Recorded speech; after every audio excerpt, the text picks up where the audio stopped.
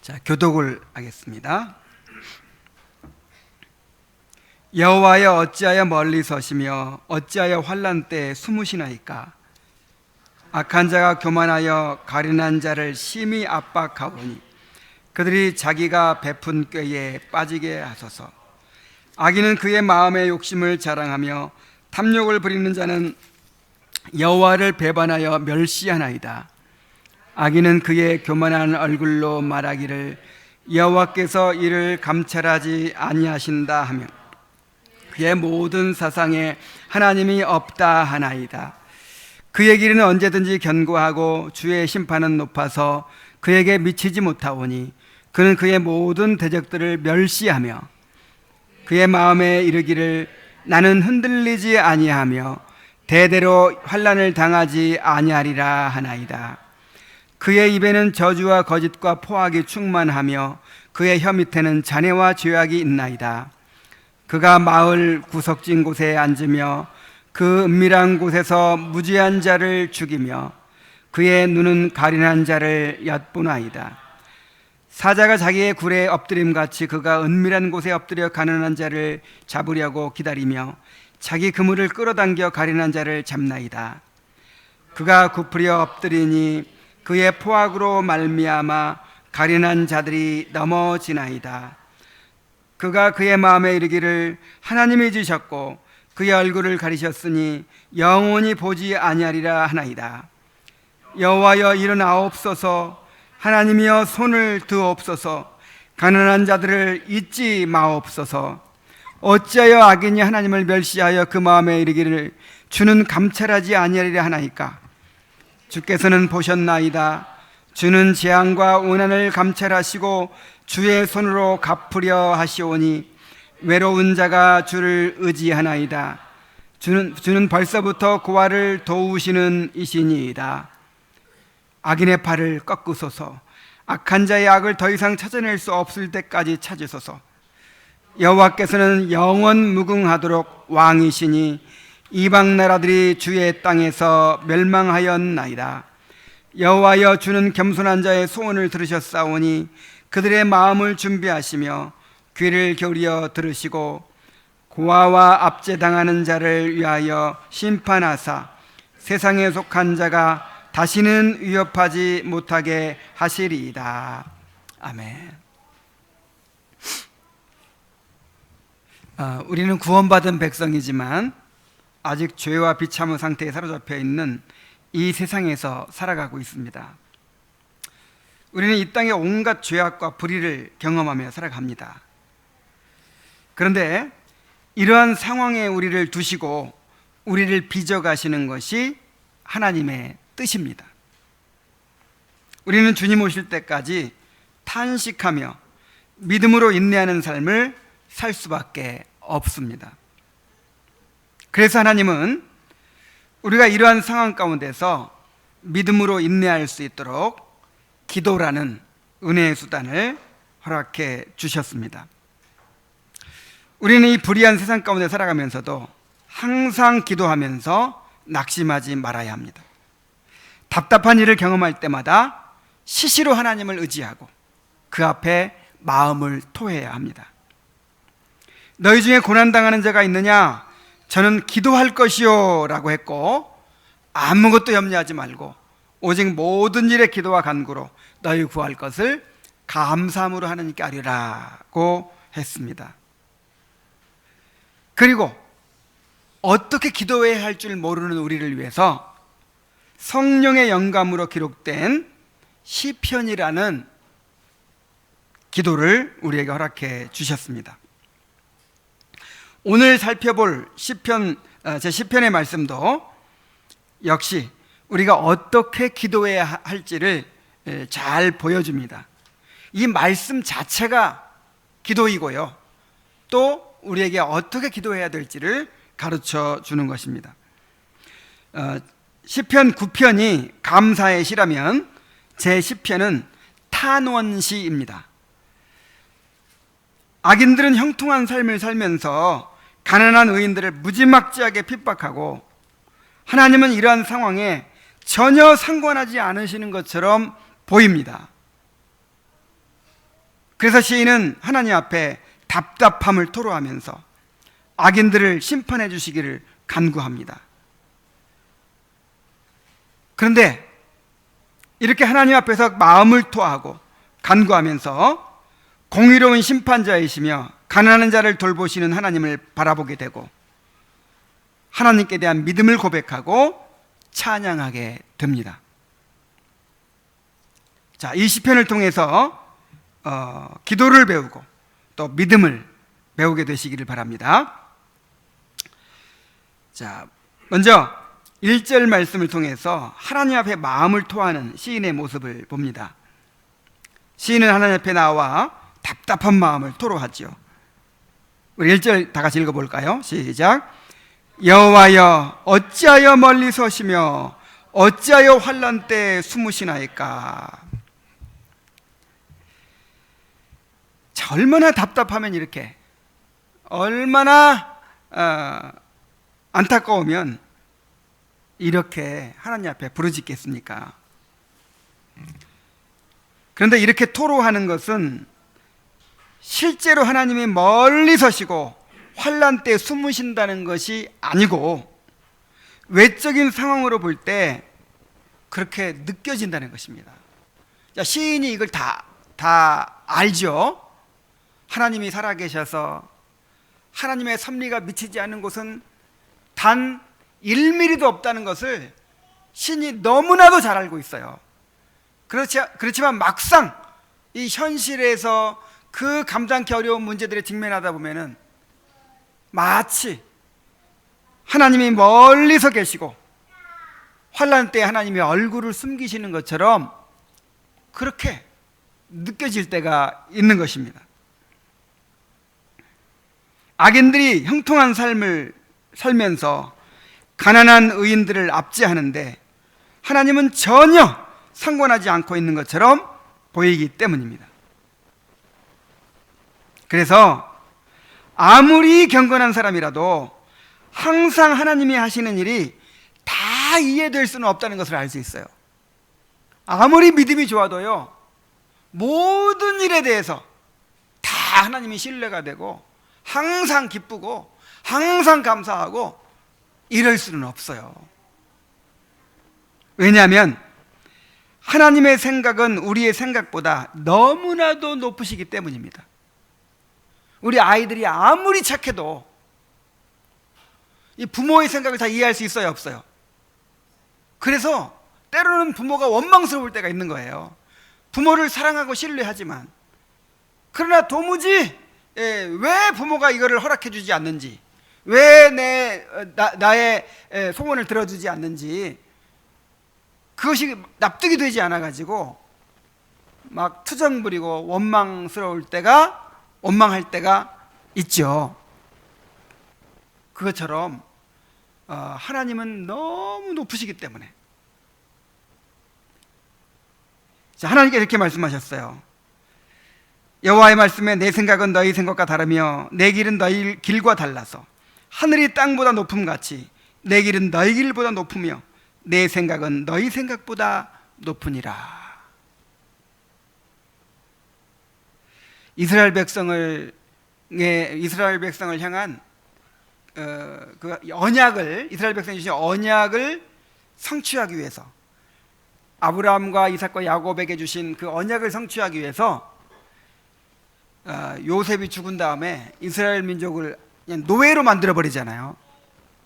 그 노예로 만드는 것이 바로 언약을 성취하는 길이었어요. 그걸 어떻게 알겠어요? 사람이 그걸 어떻게 이해하겠어요? 그래서 우리의 삶에는 때때로 하나님이 하시는 일을 도무지 이해할 수 없고 심지어 하나님이 원망스럽기까지 한 상황이 있을 수밖에 없는 것입니다. 그런데 하나님은 우리가 그런 마음을 갖는 것조차도 하나님 앞에 나와서 토할 수 있도록 허락해 주셨어요. 때때로 의심이 일어나고 원망이 일어나고 분노가 치밀고 낙심이 되고 그럴 때조차도 하나님 앞에 나와서 그 마음을 그대로 토할 수 있도록 그렇게 허락해 주셨다는 거예요. 시편 62편 8절에 백성들아 시시로 저를 의지하고 그 앞에 마음을 토하라. 하나님은 우리의 피난처시로다 그랬어요. 하나님께 대한 기도와 찬송으로 주신 시편에는 이러한 탄식과 부르짖음이 가득합니다. 자, 하나님이 어떤 분입니까? 천사들도 감히 바라보지 못하는 거룩하신 분이잖아요.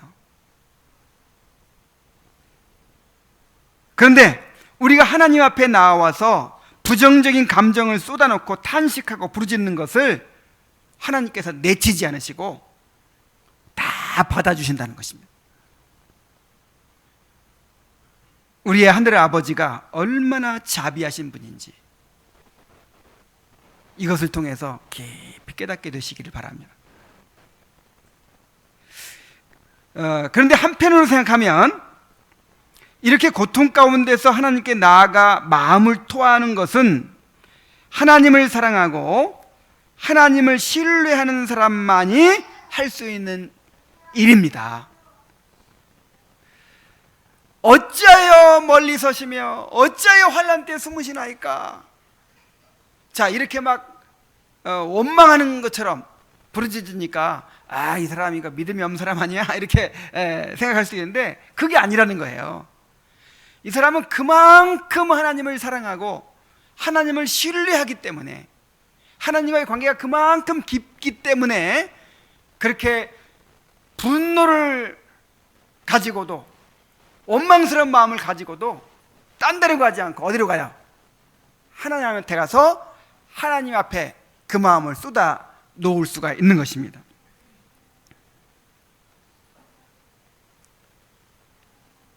자, 우리 마음속에 있는 부정적인 감정을 아무한테나 쏟아 놓을 수 있나요?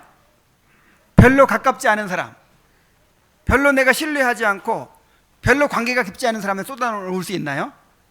내 마음이 힘들고 어려울 때 그걸 누구한테 나누고 싶어요? 가장 가까운 사람, 가장 신뢰할 수 있는 사람한테 나누고 싶죠.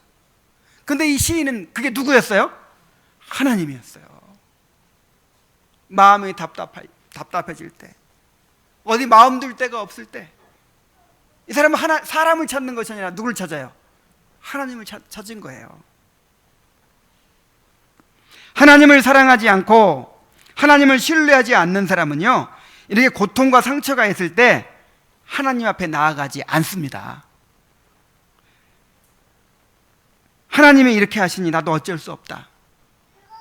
은근히 원망이 생겨가지고요, 하나님께 대한 쓴뿌리가 생겨가지고 자신의 불경건한 태도를 합리화하고 다른 곳에 가서 위로를 찾으려고 하게 됩니다. 그래서 이 시인이 이렇게 지금 하나님 앞에 나아가는 것은요, 이게 믿음이에요. 이게 사실은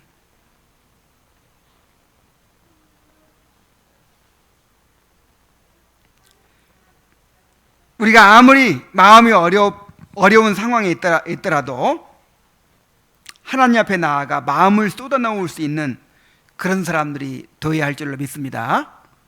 자, 힘들 때 누구를 찾아야 돼요? 하나님을 찾아야 돼요. 내 마음이 어려울 때 하나님을 찾아야 돼요.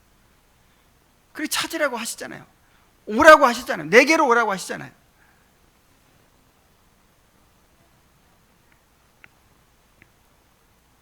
내가 죽더라도 하나님 앞에 나아가서 죽겠다는 마음을 가져야 합니다. 이것이 하나님을 아버지로 모시는 사람들의 모습입니다. 그래서 사람이 고통 가운데 있을 때 하나님과의 관계를 알 수가 있는 거예요. 그 고통 때문에, 그 어려움 때문에 점점 마음이 하나님으로부터 멀어지는가, 아니면 그 고통과 상처 때문에 더 하나님을 붙들게 되는가, 이것을 통해서 그동안의 그 사람의 그 하나님과의 관계를 알 수가 있는 거예요. 여러분, 그런데 여기서 한 가지 주의할 것이 있습니다. 자, 하나님 앞에 나아가서 마음을 쏟아놓으라는 말은 내 감정이 하니까 내 감정에 충실해라 이런 뜻은 아니에요. 하나님 앞에 무례해도 좋다는 말은 아닙니다. 이 현대인들은 이 자기를 우상으로 섬기고 있어요. 내가 신이죠, 내가. 현대인의 우상은 바로 납니다. 그런데 나를 섬긴다는 것은 다른 말로 하면 내 감정을 섬긴다는 뜻이에요. 내 감정, 내 기분이 제일 중요합니다. 이거를 뭐 해야 되느냐 안 해야 되느냐, 그 당위성은 이건 두 번째예요. 내가 그걸 할 때 부담스럽고 싫고 그러면 이거는 안 해도 되는 거예요. 내가 기쁘냐, 내가 즐겁냐, 이걸 기준으로 해서 모든 것을 행하려고 합니다. 여러분, 이건 나를 신으로 섬기는 거예요. 나를. 우리는 내 감정이 어떠하든지 상관없이 하나님의 뜻에 순종해야 합니다. 그러므로 우리의 마음을 쏟아놓으면서도 뭘 기억해야 돼요? 나의 기도를 들으시는 분이 거룩하신 하나님이라는 것을 기억해야 돼요. 하나님의 하나님 되심을 바라보아야 합니다.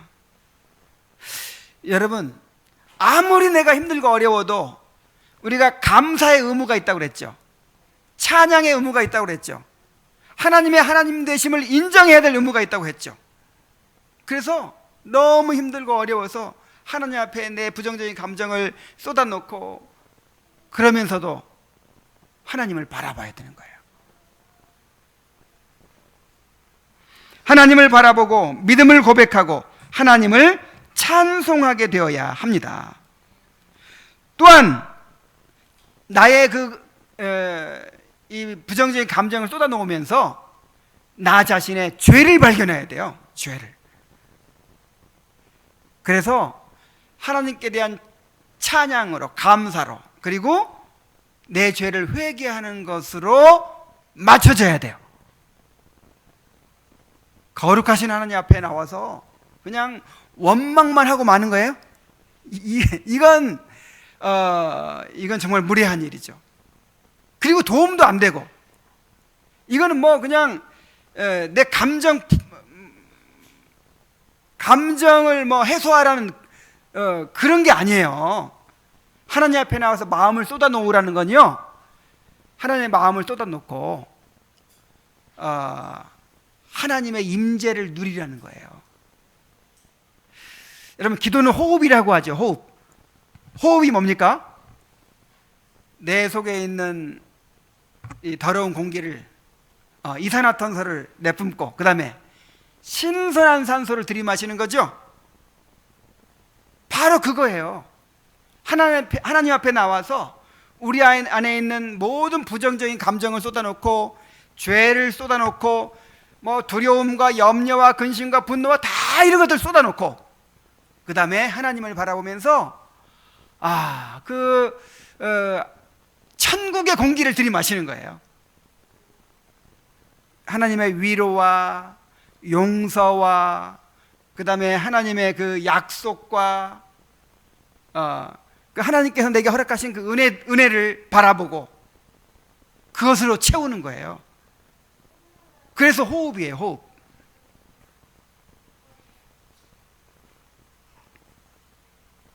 그래서 시편을 보면 처음에 원망과 탄식으로 시작했다가 찬양으로 끝나는 것을 우리가 자주 보게 되지요. 지난주에 우리가 고통 가운데 있을 때 뭐 해야 된다 그랬어요?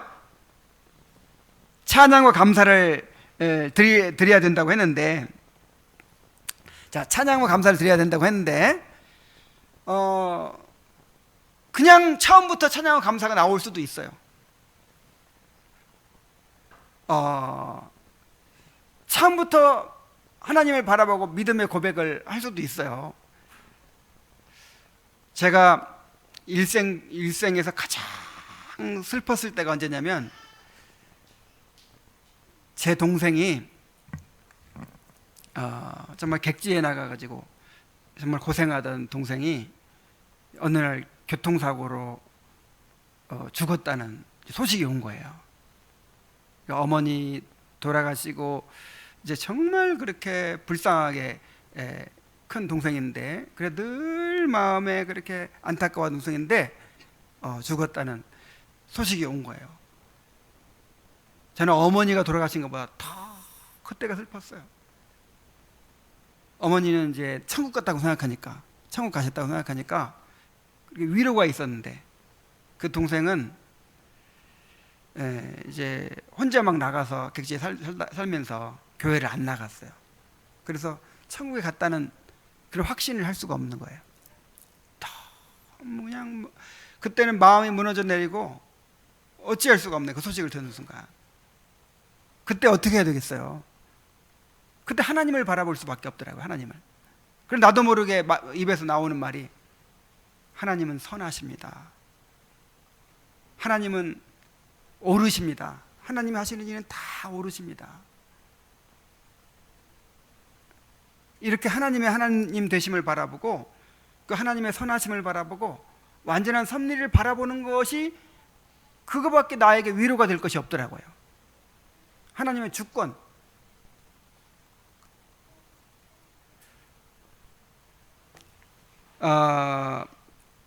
그런데 이렇게 처음부터 하나님을 믿음을 고백하고 찬양하고 그렇게 될 수도 있지만, 처음부터 그렇게 되지 않을 수 있어요. 처음에는 원망과 때로는 분노를 표출하기도 하고, 때로는 마음의 고통을 막 쏟아놓을 수도 있지만, 그러나 결국은 어떻게 맞춰져야 돼요?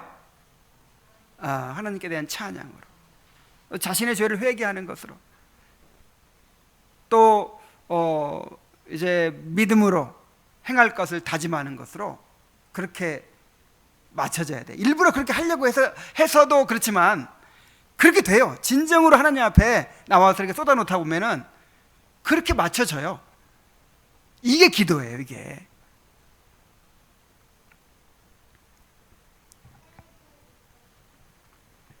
어떤 고통 가운데 있든지, 어떤 상처 가운데 있든지,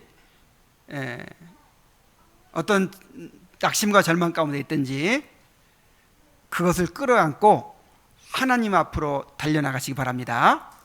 하나님을 피난처로 삼는 사람, 하나님을 자기의 위로로 삼는 사람은 정말 복된 사람입니다. 그런 사람이 진짜 하나님의 백성이에요. 자, 이제 시인은 악인들을 고발합니다. 하나님 앞에. 시인이 묘사하는 악인들의 모습을 보면서 우리 안에 이런 모습이 없는지 살펴보아야 합니다. 이것이 하나님의 진노와 심판을 불러오는 것이라는 것을 알고 우리가 철저하게 내버려야 되겠죠. 자, 시인은 먼저 악인들의 교만을 폭로합니다. 2절부터 4절까지 봅니다. 같이 읽습니다. 악한 자가 교만하여 가련한 자를 심히 압박하오니 그들이 자기가 베푼 꾀에 빠지게 하소서. 악인은 그의 마음의 욕심을 자랑하며 탐욕을 부리는 자는 여호와를 배반하여 멸시하나이다. 악인은 그의 교만한 얼굴로 말하기를 여호와께서 이를 감찰하지 아니하신다 하며 그의 모든 사상에 하나님이 없다 하나이다. 네, 여기까지만 보죠. 자, 그들은 교만하여 가련한 자를 심히 압박한다고 합니다. 여기서 의인들은 가련한 자로 묘사됩니다. 이 가련한 자라는 말은 억압받는 자, 고통받는 자라는 뜻이죠. 악인들이 가련한 자들을 압박하는 이유는 교만하기 때문입니다. 이 사람이 교만하면 다른 사람들이 안중에 없어요. 다른 사람들을 함부로 하고 함부로 대하고 무시하게 됩니다. 그래서 우리도 이렇게 마음이 높아지고 교만해지게 되면요, 다른 사람들을 무시하고 함부로 대하게 돼요. 거칠어져요. 여러분, 겸손과 온유가 항상 짝이라 그랬죠. 이 사람이 겸손한지 어떻게 알죠? 온유한 거 보고 알아요. 하나님을 향한 겸손은 사람에 대한 온유로 드러나요. 좀 거칠어져요. 말이 거칠어지고 함부로 대하고 무시하고 막 이래요. 그럼 이 사람이 하나님 앞에 겸손한 거예요? 좀 교만한 거예요? 교만한 거예요. 그래서 우리가 다른 사람을 어떻게 대하느냐로 우리의 교만과 겸손을 평가할 수 있어요. 자, 제자들이 예수님께 나와서 천국에서는 누가 크니까 하고 막 다투니까 예수님께서 어떻게 가르치셨죠? 어린아이 하나를 오라고 해가지고 딱 그 제자들 앞에 세우시면서 이렇게 말씀하십니다. 너희가 돌이켜 어린아이들과 같이 되지 아니하면 결단코 천국에 들어가지 못하리라. 지금 누가 크냐고 막 이렇게 다투고 있는데 오히려 어떻게 해야 한다? 어린아이 같이 돼야 한다. 이런 사람이 진짜 천국의 주인공들이다. 그러면서 또 말씀하시기를 누구든지 내 이름으로 이런 어린아이 하나를 영접하면 곧 나를 영접함이니 누구든지 나를 믿는 이 소자 중 하나를 실족해 하면 차라리 연자맷돌을 금옥에 달리우고 깊은 바다에 빠뜨리우는 것이 나으니라 그랬어요. 겸손이 무엇입니까? 겸손은 어린아이와 같이 자기를 낮추는 것입니다. 그렇다면 어린아이와 같이 자기를 낮춘 것을 어떻게 알 수 있습니까? 예수님의 이름으로 어린아이 하나를 영접하는 거예요. 이번에 어떤 국회의원이 법안 좀 통과시켜달라고 막 눈물로 호소하는 그 민원을 막 제기하는 그 사람들 지나가면서 막 나 건드리지 말라고 막 큰 소리 막 치고 가가지고 막 거칠게 막 이렇게 소리 지르고 막 함부로 대해가지고 굉장히 막 비판을 사고 있죠. 여러분 그거 평소에 그 마음의 태도가 나타난 거라고 저는 생각합니다. 정말 국민들을 존중하고 정말 섬기는 자세를 가지고 있으면 그런 태도가 나오겠어요? 이건 우리도 마찬가지잖아요. 우리도 이 어린아이는 꼭 이 어린아이 온유 같은 어린아이만이 아니라 좀 보잘것없는 사람, 뭐 그렇게 그 사람한테 뭐 얻을 것이 없는 그런 사람, 그런 정말 보잘것없는 한 사람을 어떻게 대하느냐가 그 사람이 얼마나 겸손한지를 보여준다 이 말이에요.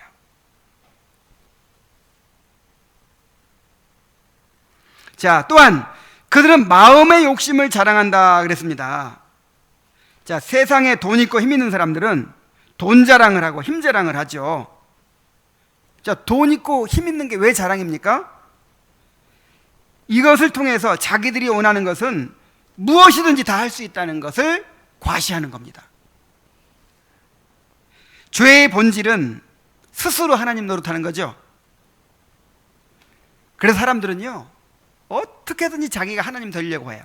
그 하나님 되는 방법이 뭐냐면 여러 가지가 있는데 대표적인 것이 뭐냐면 하나님 말고 내 힘으로 내 삶을 주관하고 통제하려고 하는 거예요. 스스로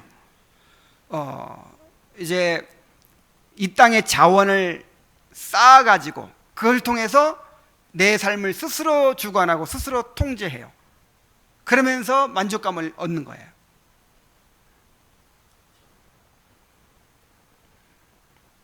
여러분, 우리도 하나님께서 복을 주셔서 이것저것 갖추는 것이 많아지면 점점 이제 모든 일을 다 내 뜻대로 할 수 있을 것처럼 착각하게 되기 쉬워요.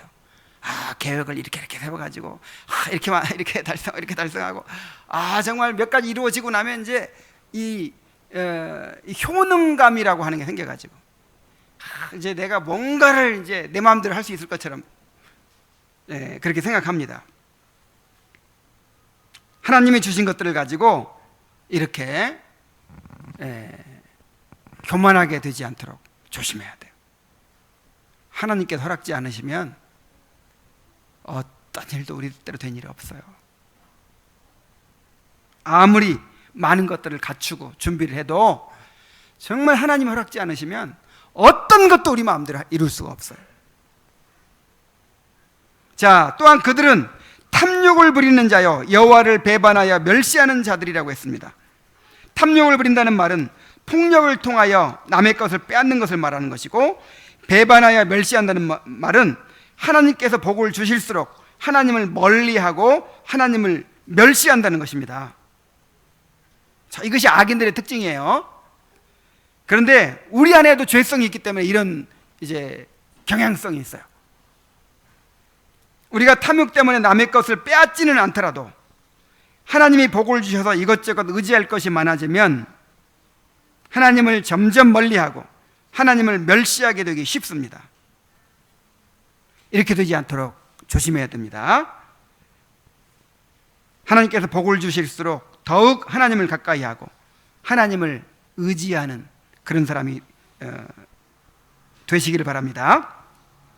자, 또 그들은 교만한 얼굴로 말하기를 여호와께서 이를 감찰하지 아니하신다 하며 그의 모든 사상에 하나님이 없다고 합니다. 자, 하나님이 감찰하지 아니한다고 말하고 심지어 뭐라고 해요? 하나님이 없다고 생각을 하는 거죠. 그런데 이들이 무신론자들이라는 뜻이 아닙니다. 하나님을 알고 인정하지만 하나님이 없는 사람처럼 살아간다는 것입니다. 하나님을 믿노라고 하지만 마치 하나님을 없는 것처럼 살아가는 실천적 무신론자들이라는 거예요. 여러분, 이스라엘 국민들 중에서 하나님 모르는 사람이 있어요, 없어요? 하나님 안 믿는 사람이 있어요? 이 이스라엘의 그 가난한 자를 압제하던 그 악인들이 다 종교적인 사람들이에요. 다 하나님 잘 믿는다고 하는 사람들이에요.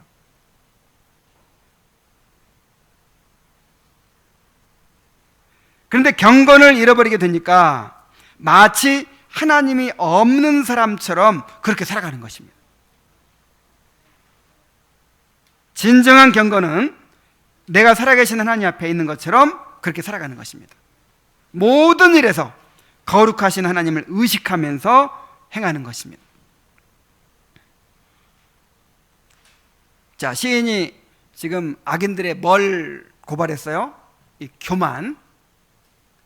그래서 그렇게 가난한 자를 압제하는 거, 이런 게 다 뭐 때문이다? 이 교만 때문이다. 그 다음에 시인은 악인들의 형통함을 고발합니다. 자, 이렇게 악인들은 교만하며 자기 욕심을 자랑하며 탐욕을 부리며 여호와를 배반하고 멸시하며 살아가는데도 하나님이 그냥 막 벌을 좀 주시면 좋겠는데 오히려 하는 일마다 잘 돼요. 너무 형통해요. 5절부터 6절까지 봅니다. 그의 길은 언제든지 견고하고 주의 심판은 높아서 그에게 미치지 못하오니 그는 그의 모든 대적들을 멸시하며 그의 마음에 이르기를 나는 흔들리지 아니하며 대대로 환난을 당하지 아니하리라 하나이다. 자, 그의 길은 언제든지 견고하다고 합니다. 사람들은 자신이 조금만 쌓아놓은 것이 있어도 그것을 의지합니다. 그리고 그것이 천년만년 갈 것처럼 생각합니다. 잠언 18장 11절에 보면은 부자의 재물은 그의 견고한 성이라 그가 높은 성벽같이 여기느니라 그랬어요. 사람이 돈을 좀 모아놓으면 그걸 높은 성벽처럼 여겨요. 그 다음에 좋은 직장에 들어갔다. 그럼 그걸 높은 성벽처럼 여겨요. 내가 뭐 사람들의 명예를 얻었다. 그러면 그걸 높은 성벽처럼 여겨요. 나한테 든든한 뭐 백이 있다. 어떤 내가 관계가 아주 넓고 뭐 아는 사람이 많고 그런 것들을 든든한 성으로 여겨요. 자꾸만 바벨탑을 쌓고 성을 쌓는 것이 인간의 죄악된 본성입니다.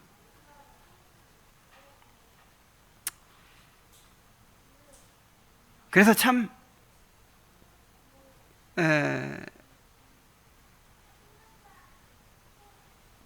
그런 것들을 의지하면서 참 무너지지 않을 것처럼 보이고 천년만년 갈 것처럼 보이죠. 그러나 하나님이 한번 불어버리시면 다 겨우같이 날아가는 것들이에요. 그러니까 우리가 이 사람들을 보면서 우리가 그렇게 자고하지 않게 되도록 해야 돼요. 여러분, 우리는 하나님이 붙들어 주시지 않으면 하루도 살 수 없는 존재입니다. 하루도. 야, 정말 저는 이 운전하면서도요, 순간이구나, 순간. 야, 정말 그런 순간을 수없이 경험하잖아요.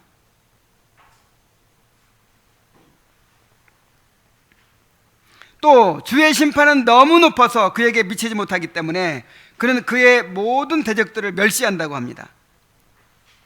자, 법은 멀고 주먹은 가깝다는 말이 있는 것처럼 주님의 심판에 대해서는 알지만 그것이 너무 멀게 느껴져서 마음 놓고 악인들을 멸시한다는 거예요. 의인들을 멸시한다는 거예요.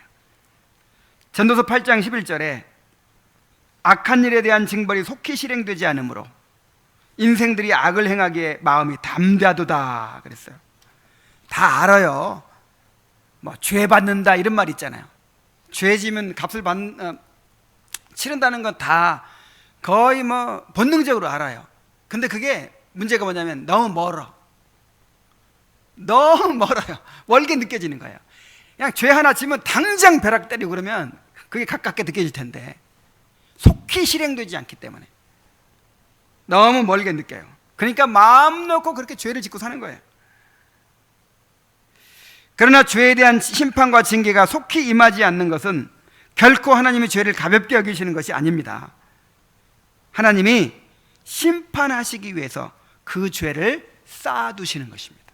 마치 화약을 점점 쌓아두는 것처럼 크게 무섭게 심판하시기 위해서 일부러 쌓아두시는 거예요. 그래서 여러분, 이렇게 죄에 대한 심판이 없는 것이 무서운 거예요, 사실. 그래서 하나님이 사랑하시는 자들에게는 징계가 있어요, 징계가. 고린도전서 11장 32절에 보면은 우리가 판단을 받는 것은 주께 징계를 받는 것이니 이는 우리로 세상과 함께 죄의 정함을 받지 않게 하려 하심이라. 그러니까 믿지 않는 사람들, 저 악인들은 그렇게 죄를 짓고 사는데도 하나님이 내버려 두시고, 우리는 열심히 교회 다니고 열심히 주님 뜻대로 살려고 노력하는데 조금만 잘못하면 그냥 징계하시고 가만 내버려 두지 않잖아요. 왜 그렇죠? 사랑해서 그래, 사랑해서. 우리는 그들과 함께 그 무서운 벌을 당치 않게 하시려고 이 현세에서 심판을 당하는 것입니다. 자, 또 그들은 마음으로 나는 흔들리지 아니하며 대대로 환난을 당하지 아니하리라 하며 자고합니다. 야, 뭐 주님 안에 평안이 있다고 하고 예수 믿으면 평안하다고 하는데 얼른 봐서는 안 그런 것 같아요. 오히려 예수 믿는 사람들이 늘 주여 나를 도와주시옵소서 하고 그냥 늘 전전긍긍하고, 아이고 돈 있고 힘 있는 사람들은요 걱정 없이 살아요. 하는 일마다 잘 되지. 그냥 그냥 문제가 없어요. 그래서 나는 흔들리지 아니하며, 나만 그런 게 아니라 내 다음 때까지 대대로 환난을 당하지 아니하리라. 그렇게 그냥 배 두드리며 산단 말이에요. 그런데 여러분, 악인의 형통함은 그 자체가 죄라고 그랬어요. 악인의 형통함은 절대로 부러워할 것이 아닙니다. 돼지가 살쪄가는 것은 절대 행복이 아니에요. 살이 계속 쪄서 딱 키를 쓰고 차면 어떻게 돼요? 그때 도살장 가는 거예요. 자, 또 악인들의 폭력을 고발합니다. 7절부터 11절까지 보면은 그의 입에는 저주와 거짓과 포악이 충만하며 그의 혀 밑에는 잔해와 죄악이 있나이다. 그가 마을 구석진 곳에 앉으며 그 은밀한 곳에서 무지한 자를 죽이며 그의 눈은 가련한 자를 엿보나이다. 사자가 자기의 굴에 엎드린 같이 그가 은밀한 곳에 엎드려 가련한 자를 잡으려 기다리며 자기 그물을 끌어당겨 가련한 자를 잡나이다. 그가 구풀이 엎드리니 그의 포악으로 말미암아 가련한 자들이 넘어지나이다. 그가 그의 마음에 이르기를 하나님이 잊으셨고 그의 얼굴을 가리셨으니 영원히 보지 아니하시리라 하나이다. 자, 그들은 행동뿐만 아니라 말을 통해서도 가난한 사람들을 괴롭히죠. 그 입에는 저주와 거짓과 포악이 충만하며 그의 혀 밑에는 잔해와 죄악이 있나이다. 자, 악인들은 마음에 품은 악이 어디로 나와요? 입으로 나와요. 입으로. 선한 자는 그 마음에 쌓은 선에서 선한 것이 나오고, 악한 자는 그 쌓은 악에서 악이 나온다 그랬어요. 그래서 우리 입에서 뭐가 나오나 보면 속에 지금 뭐가 들었는지 알아요. 그들은 은밀하게 무죄한 자와 가련한 자를 해칠 음모를 꾸밉니다. 그가 마을 구석진 곳에 앉으며 그 은밀한 곳에서 무죄한 자를 죽이며 그의 눈은 가련한 자를 뿐아이다. 자, 이세벨이 그 나봇의 포도원을 빼앗기 위해서 어떻게 했어요? 두 사람의 거짓 증인을 매수해 가지고 사람들 앞 성문에 가서 장로들 앞에서 저 나봇이 왕을 저주하더라 이렇게 거짓 증언해라. 왕을 저주한 자는 어떻게 되도록 돼 있죠? 죽도록 돼 있잖아요. 그래서 거짓 증언을 통해서 나봇을 죽이고 나봇의 포도원을 빼앗을 그 음모를 꾸밉니다. 자, 이런 식으로 끊임없이 무죄한 자와 가련한 자의 해칠 음모를 꾸민다는 거예요. 시인은 악인이 왜 이 세상에 두려움 없이 이러한 사악한 행위를 자행하는지에 대한 이유를 언급합니다.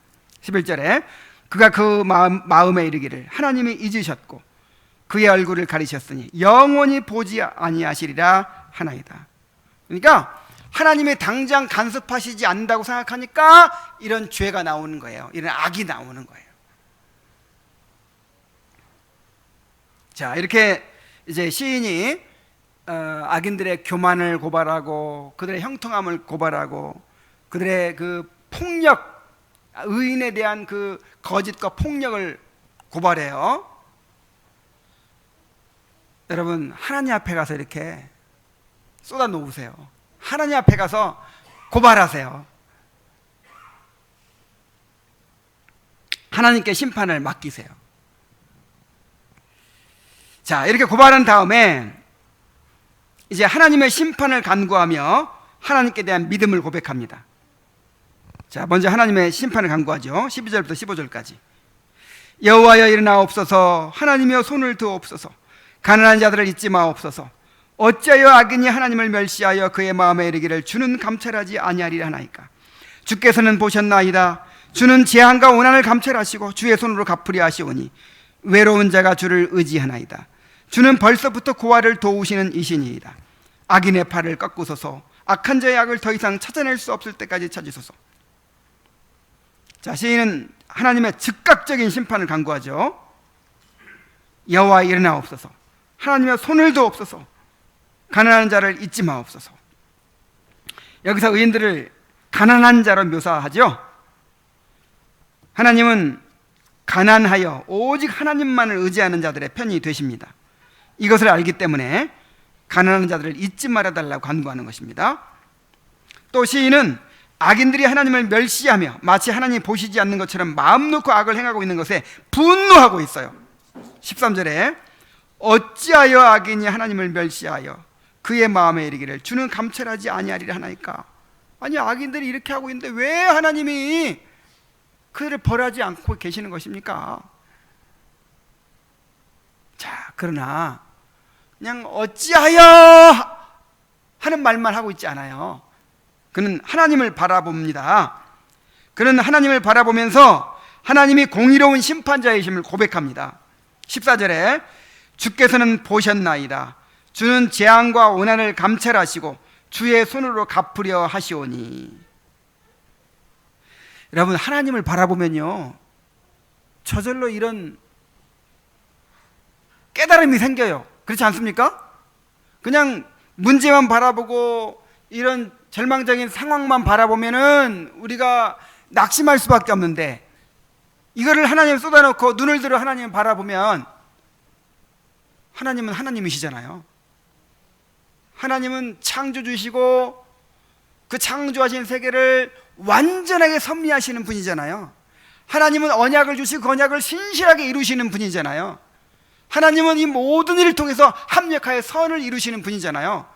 하나님은 악인을 반드시 심판하시고 의인을 구원하시는 하나님이시잖아요.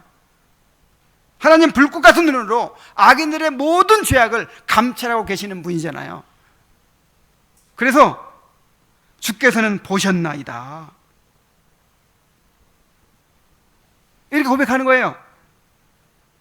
또 의인들이 당하는 재앙과 마음에 품은 원한을 감찰하고 계시다고 고백하는 거예요. 그리고 주의 손으로 갚으려고 하신다고 고백하는 거예요. 그래서 자신이 주를 의지한다고 또 고백합니다. 외로운 자가 주를 의지하나이다. 주는 벌써부터 고아를 도우시는 이신이이다. 여기서 의인은 또다시 외로운 자, 고아로 묘사됩니다. 자, 의인들은 이 땅에서 고아처럼 외로운 자가 될 수밖에 없어요. 어떤 자? 여러분, 외로워질 때 당연하게 여기세요. 아, 의인은 어떤 자다? 외로운 자다.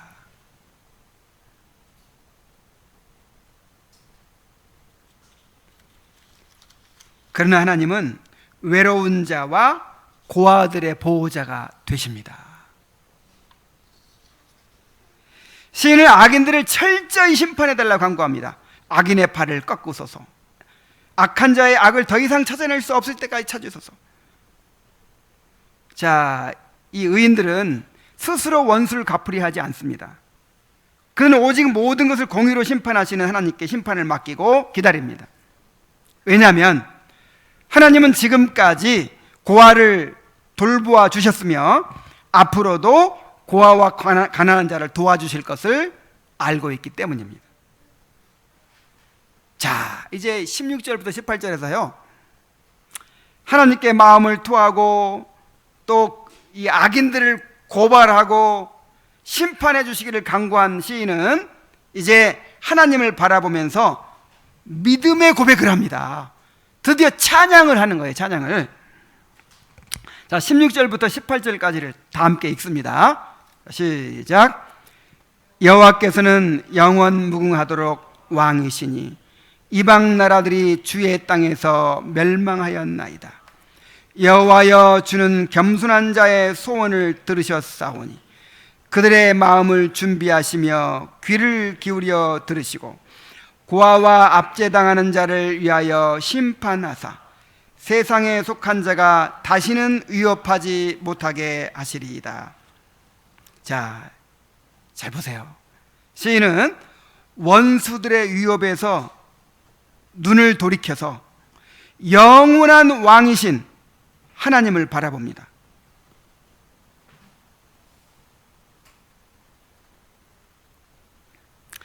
자, 보세요. 여호와께서는 영원 무궁하도록 왕이시니 이방 나라들이 주의 땅에서 멸망하였나이다. 자, 시인은 지금 잠시 있다가 없어질 이 세상의 권세자들과 또 하나님의 영원한 통치를 대조하고 있어요. 대제국을 이루고 그토록 큰 힘과 권세를 자랑하던 세상의 권세자들은 그냥 불과 몇십 년 그렇게 권세를 부리지 못하고 다 죽었어요. 바벨론도 멸망하고 페르시아 제국도 멸망하고 로마 제국도 다 멸망했어요. 그러나 우리 하나님은 영원 무궁토록 왕이십니다. 우리 하나님만이 하늘과 땅의 모든 권세를 가지신, 하늘과 땅을 온전히 다스리시는 진정한 왕이십니다. 외적으로 봐서는 하나님이 관여하지 않고 있는 것처럼 보이지만 하나님은 지금도 왕으로 다스리고 계세요. 조금도 하나님의 뜻에 어긋남이 없이 정확하게 다스리고 계세요. 하나님의 계획에서 어긋나는 것은 아무것도 없습니다. 여러분, 이것이 여러분들의 고백이 되시길 바랍니다. 여호와께서는 영원 무궁하도록 왕이시니 이방 나라들이 주의 땅에서 멸망하였나이다. 그리고 의인들의 기도에 응답하시는 하나님을 또 바라봅니다. 여호와여, 주는 겸손한 자의 소원을 들으셨사오니. 자, 여기서 의인들을 누구로 불러요? 겸손한 자. 자기 힘을 믿고 자기 스스로 의지하는 자는 교만한 자예요. 그러나 오직 하나님만을 의지하고 하나님만을 기대는 사람은 겸손한 사람입니다. 하나님은 이렇게 겸손한 자의 간구를 들으십니다. 누구의 기도를 들어요? 겸손한 자의 간구를 들으시는 분입니다. 예수님은, 자, 근데 지금 이 시인은 기도가 이미 응답됐다고 생각하는 거예요. 여호와여, 주는 겸손한 자의 소원을 들으셨사오니. 자, 예수님께서 뭐라고 그러셨어요? 너희가 무엇이든지 믿고 구한 것은 다 받은 줄로 믿으라 그랬죠? 여러분, 정말 주님 앞에 나와가지고 믿음으로 간절히 간구했으면 어떻게 믿어야 돼요? 하나님께서 그 기도를 들으신 것으로 믿어야 돼요. 그리고 믿어지죠? 정말 거듭난 사람들은 이 성령 안에서 기도가 이루어지기 때문에 하나님 앞에 간절히 간구하고 나면요, 마음에 평안이 오죠. 하나님이 들으셨다는 믿음이 생기는 거예요. 믿음이.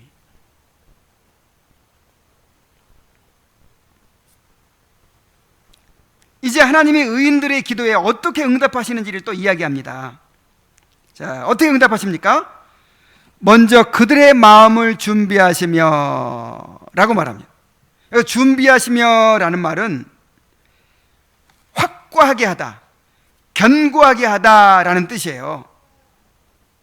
이는 하나님께서 간절히 기도하는 자들의 마음을 강하게 하고 용기를 북돋아 주신다라는 뜻입니다.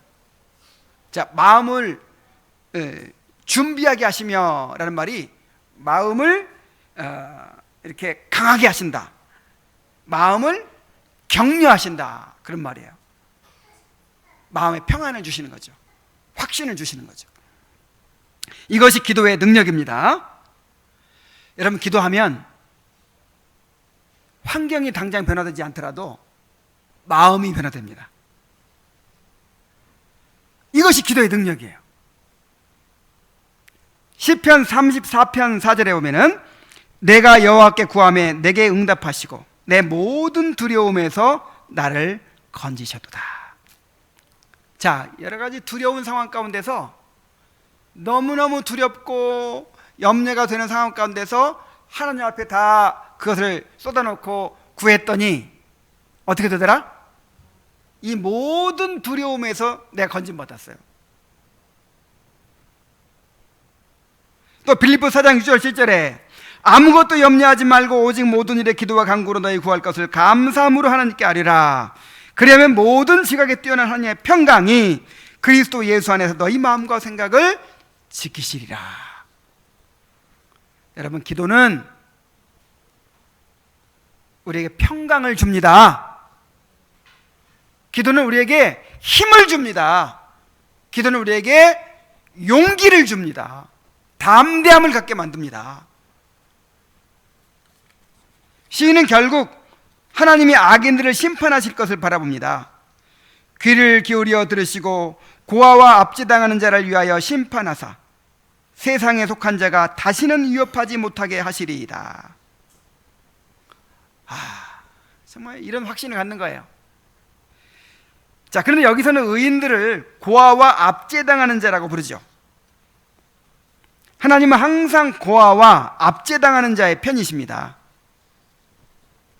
하나님은 고아와 압제당하는 자들을 위하여 반드시 악인들을 심판하실 것입니다. 그리하여 세상에 속한 자가 다시는 위협하지 못하게 하실 것입니다. 그래서 처음에는 어떻게 시작했어요? 정말 마음에 원망이 일어나고 분노가 일어나고 정말 도무지 이해할 수 없는 그런 상황 속에서 그냥 하나님을 등지고 그냥 딴 데 가서 마음을 위로하려고 하지 않고 어떻게 했어요? 하나님 앞에 나가서 어찌하여 멀리 서시며 어찌하여 환난 때 얼굴을 숨기시나이까, 이렇게 막 부르짖고 마음을 토하는 것으로 시작했는데 결국 어떻게 끝납니까? 하나님이 겸손한 자의 기도를 들으셨나이다. 내 마음을 강하게 해주시고, 그 다음에 고아와 압제당하는 자의 기도를 들으시고 이제 악인들을 심판하실 것입니다. 하고 확신에 찬 믿음의 고백, 하나님께 대한 찬양을 바라고 있어요. 이것이 기도의 능력입니다. 이 기도를 배우게 되시길 바랍니다. 시시로 하나님을 의지하고 하나님 앞에 나와서 이렇게 기도하시기 바랍니다. 이제 결론을 맺겠습니다. 말씀을 맺겠습니다. 저는 이 시편에서 의인들에 대한 그 명칭이 다양한 것에 대해서 인상이 깊었어요. 자, 하나님의 백성들이 이 땅에서 나그네로 살아가기 때문에 가련한 자요, 가난한 자요, 외로운 자요, 또 겸손한 자. 이 겸손한 자는 낮아진 사람이라는 뜻이죠. 겸손한 자요, 고아요, 압제당하는 자일 수밖에 없어요. 여러분 정말 이런 심정이 들 때가 있죠. 정말 가련해. 내가 생각해봐도 내가 너무 가련한 자인 거예요. 고통당하고 압박당하는 자인 거예요. 그 다음에 가난한 자인 거예요. 너무 외로운 자인 거예요.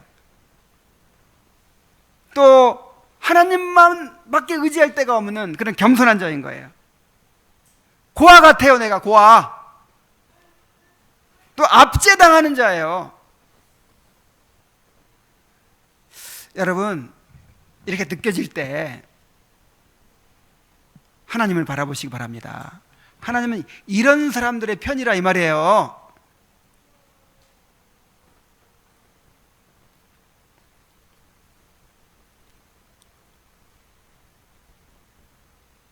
그러므로 주님의 말씀대로 항상 기도하면서 낙심하지 말기를 바랍니다.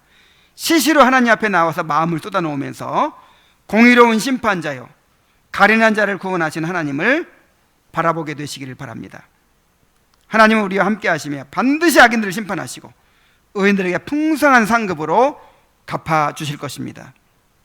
이렇게 하나님의 위로와 소망을 누리면서 고난 가운데서도 천성을 향한 순례의 발걸음을 멈추지 말아야 되는 것입니다. 우리 기도하겠습니다. 하나님 아버지, 오늘도 시편 제 시편을 통해서 우리의 기도를 가르쳐 주시니 감사드립니다. 우리가 고통스럽고 마음 둘 데가 없을 때 맨 먼저 하나님을 찾는 사람이 되게 하여 주옵소서. 하나님 앞에 우리의 마음을 쏟아놓고 하나님 되심을 바라보고 우리에게 베푸신 은혜를 바라보고 우리에게 주어진 약속을 바라보면서 모든 지각에 뛰어난 하나님의 평강이 우리 마음을 지키게 되는 것을 경험하게 도와주시옵소서. 기도를 통해서 위로를 얻고 힘을 얻고 참으로 믿음으로 인내하는 그런 순례자의 삶을 살아갈 수 있도록 인도하여 주옵소서. 예수님의 이름으로 기도하옵나이다. 아멘.